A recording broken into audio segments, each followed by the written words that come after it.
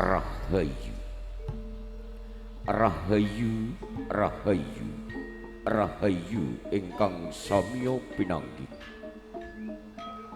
Kepareng ngaturaken sugeng dalu, sugeng pinarak, sarta sugeng kepanggihan kalian kulawarga ageng Sandiwara Ketoprak Agung Budaya. Ingkang mijil saking Dusun Tambak Agung, Kecamatan Kaliori, Kabupaten Rembang Bangkit. Ingkang dipun sesepuh panjenenganipun Bapak Rabun Widodo.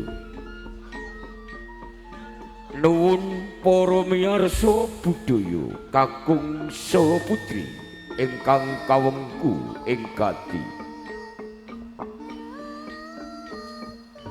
Saksampunipun panjenengan sami dipun pasugata uyon-uyon mewah joget gambyong saantawis minangka kagem murwakani pagelaran ing dalu menika.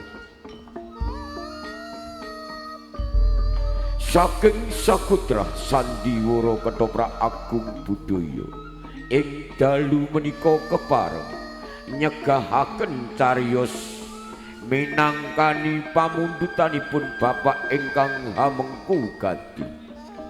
Kanthi nyuwun salah setunggalipun lampahan ingkang mawi ira-iraan sejarah ing Kraton Mojopait, serial Minak Jinggo nagih janji dumawah perangan damar wulan ngeratu. Saderengipun kula ngaturaken rancak ing dedapukan ing dalu menika dalang mewah pendapuk kaasta Dimas Bagus Jonianto, Pranoto Cahyo utawi sutradara kaasta Alit Suyoto, Pangliing Suwarawati utawi pesinden ingkang dipun pangarsani Mbak Ayu Ayem Sarija, sesepuh pengrawit kaasta Kiraka Suyanto pangeprak Bapak Jastro, teknis dekorasi tata lampu pakeliran ingkang dipun pandegani Dimas Kursin Sakoco. Kepareng kula ngaturaken rancak ing dedapukan ing dalu menika sepisan anggambarake wonten ing Kraton Mojopait, Ratu Putri Sri Suba Siti Kencana Wungu ingkang dipun tindakaken Ibu Satira, Dewi Larasati ingkang dipun pangarsani Mbak Ayu Triana, Hadipati Sinduro ingkang dipun tindakaken Bapak Sugiarto Hadi, wondening Minak Koncar ingkang dipun tindakaken Dimas Bagus Kasriyanto, Patih Lukinder ingkang dipun pangarsani Kiraka Sunanji, Den Mas Layang Seto kaasta Dimas Kunoto, Layang Kumitir kaasta Dimas Bagus Amin Pranoto, Hadipati Wuru Bismo Minak Jinggo kaasta Bapak Mukti Ariwibowo, wondening Dayun Bapak Etul Kiem ingkang dipun pangarsani Dimas Pengki Cahyono Patih Jarumuka utawi angkat buta kaasta Dimas Eko Saputra.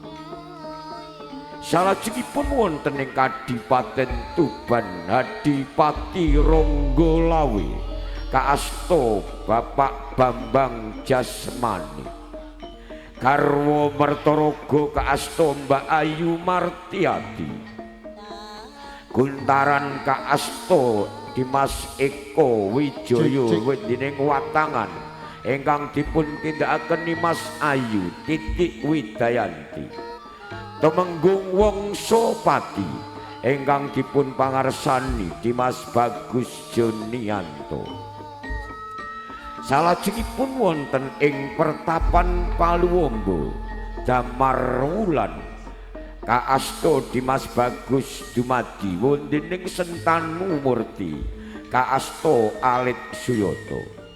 Wonten ing Taman Dolanan Para Putri Panglipur Mban ingkang dipun pangarsani Dimas Ayu Ika Talenta sarta Hesti Menyes dipun bantu Seniwati Ayu saking Sandiwara Ketoprak Agung Budaya. Dewi Anjasmara kaasta Dimas Ayu Ningwati. Repat utawi dagelan minangka kagem panglipuring manah panjenengan sami ingkang dipun tindakaken grup trio lawak saking Agung Budaya, Cak Gombloh, Cak Deni sarta Dimas Mondol. Salajengipun wonten ing Taman Paralingga Waito kaasta Dimas Ayu Vera Proleta Puyengan kaasta Dimas Ayu Nia Anjani. Para miyarsa budaya mekaten rancak ing dedapukan saklebetipun cariyos sejarah ing Mojopait Minak Jinggo nagih janji dumawah perangan Damar Wulan Ratu. Monggo kula aturi mirsani ngantos paripurnanipun cariyos ing dalu menika. Penutuping atur jaya-jaya angesti budaya kinarya luhuring nusa kawan bangsa. Agung budaya anjaying bawana. Sugeng amirsani nuwun.